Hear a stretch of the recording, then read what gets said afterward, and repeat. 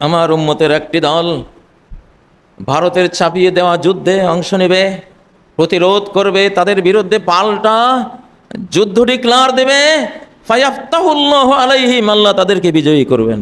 বর্তমান 3 স্তরের যুদ্ধ পৃথিবীতে হবে। এক স্তরের যুদ্ধ হলো গাজওয়াতুল হিন্দ, মুসলিম আর মুশরিক, বহুত্ববাদী ভার্সেস একত্ববাদী যুদ্ধ। এই যুদ্ধে একত্ববাদীরা বিজয়ী হবে, ফয়সালা হয়ে গেছে, রায় লেখা হয়ে গেছে আকাশে।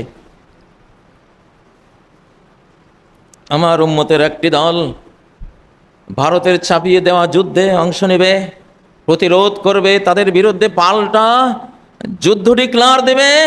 ফায়াফতাহুল্লাহু আলাইহিম, আল্লাহ তাদেরকে বিজয়ী করবেন। এটা রায়, এই যুদ্ধের ফল দিয়ে দিলাম। এখন দেখো তোমরা তোমাদের দেশটা কি মুসলিমদেরকে দিয়ে দিবা, না তোমরা ক্ষমতায় থাকবা, তোমাদের ইচ্ছা। গন্ডগোল করবা, দেশ হারাবা।